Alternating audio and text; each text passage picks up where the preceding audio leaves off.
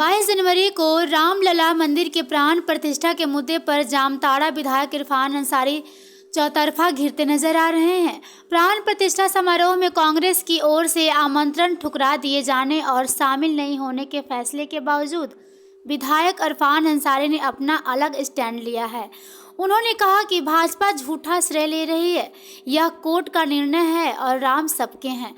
उन्होंने 22 जनवरी को प्राण प्रतिष्ठा के दिन जामताड़ा के सभी मंदिरों में दीप जलाने की बात कही है। इस मुद्दे पर भाजपा ने उन पर चौतरफा हमला बोल दिया है। भाजपा प्रदेश कार्य समिति सदस्य वीरेंद्र मंडल ने कहा कि हिंदू की आस्था के साथ विधायक लगातार खिलवाड़ करते आ रहे हैं। अगर उन्हें वाकई भगवान राम के प्रति आस्था है तो अपने घर में तुलसी चौरा बनवाएं और भगवान राम का प्राण प्रतिष्ठा करवाएं, जिसमें वह सहयोग करेंगे।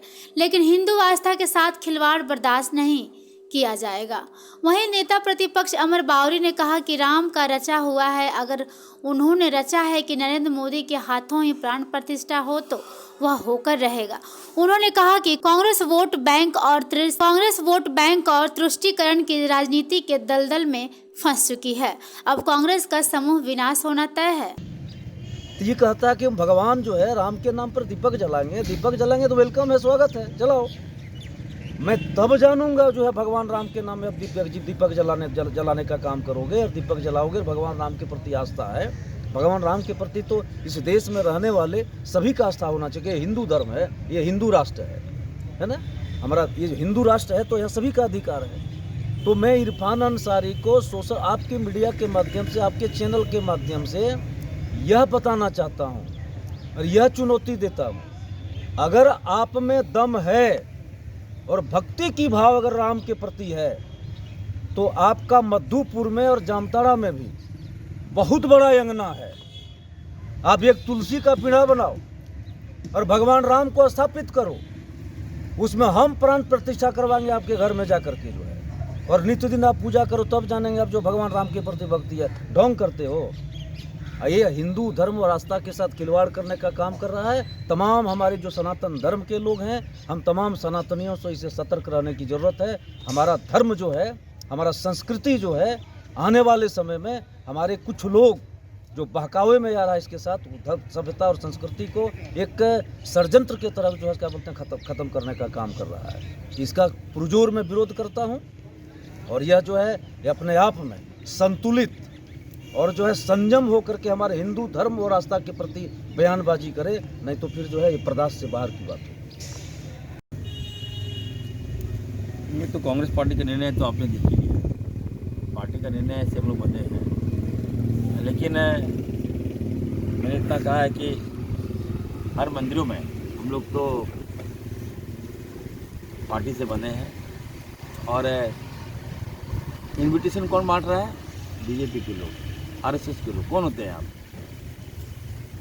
धन्यवाद देना चाहिए सुप्रीम कोर्ट का, जिसके आदेश के कारण आज मंदिर बन रहा है। वो सुप्रीम कोर्ट की देन है वो मंदिर, लेकिन भाजपा श्रेय लेना चाहती है, तो ये तो हम लोग बर्दाश्त नहीं करेंगे।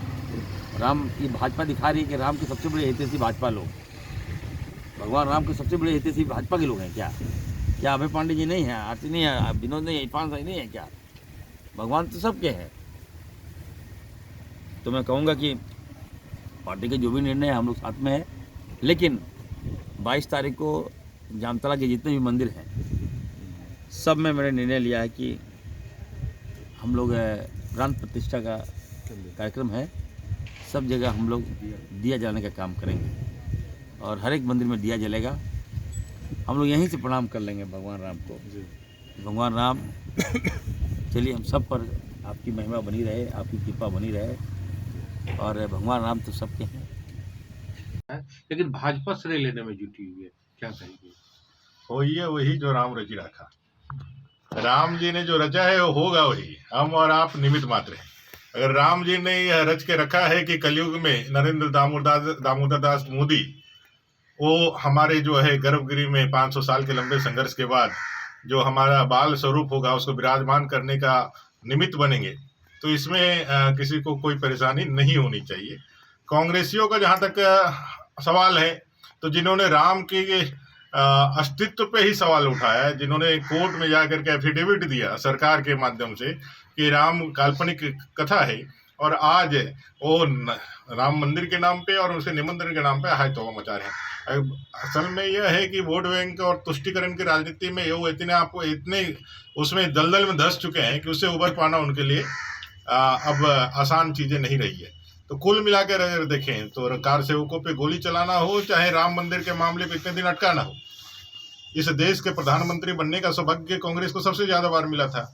अगर राम के प्रति उनमें थोड़ी भी चेतना रहती, राम के प्रति थोड़ा भी समर्पण रहता है, इस सनातन संस्कृति के प्रति उनका थोड़ा भी प्यार रहता, तो ये सौभाग्य जो आदरणीय मोदी जी को मिल रहा है ये उनको मिल पाता। तो मुझे लगता है कि वो बहुत दुर्भाग्य पूर्ण उनके जीवन का कालखंड है कि रामलला पूरे हर्षोल्लास के साथ सभी नागरिकों के मन के आनंद के परम उत्कर्ष के साथ विराजमान हो रहे हैं। 500 साल के लंबे संघर्ष के बाद आ रहे हैं। त्रेता युग में 14 वर्ष का वनवास हुआ था, और जब वापस लौटे थे रावण का वध करके, लंका जय करके, तो पूरे अवधपुरी ने दीप जला करके रामलला का स्वागत किया था, माता सीता, जानकी का, भक्त हनुमान का और भ्राता लक्ष्मण का। और तब से अब तक त्रेता युग से चालू प्रारंभ की गई परंपरा को अब तक हम लोग आज मनाते हैं, कलयुग में दिवाली मनाते हैं। अब तो 500 सालों के बाद रामलला अपने गर्भगृह में विराजमान हो रहे हैं, तो बड़ी दिवाली होगी, बहुत आनंद आएगा, और पूरा देश, पूरा नागरिक। अब कांग्रेस क्या कहता है ये उनका व्यक्तिगत विषय है, उनके राजनीतिक विषय है, लेकिन कांग्रेस के घर में रहने वाले लोग, उनके गाड़ी चलाने वाले लोग, उनके वोटर आज पार्टी भी छोड़ रहे हैं, और वो कह भी रहे हैं कि जो कांग्रेस का जो है ना विनाश काले विपरीत बुद्धि का समय है, और ये कांग्रेस का अब पूर्णतः उन्मूलन का समय आ गया है। ये पूर्णतः उन्मूलन इसका हो जाएगा, और राम राज्य की स्थापना के साथ संविधान में जो राम राज्य की परिकल्पना हमारे संविधान निर्माताओं ने की थी, उसका जो है आज कर्तव्य रूप में उसको जो मोदी जी यथार्थ रूप में जनता के बीच ला करके क्रियान्वित कर रहे हैं, वो राम राज्य भी आ जाएगा।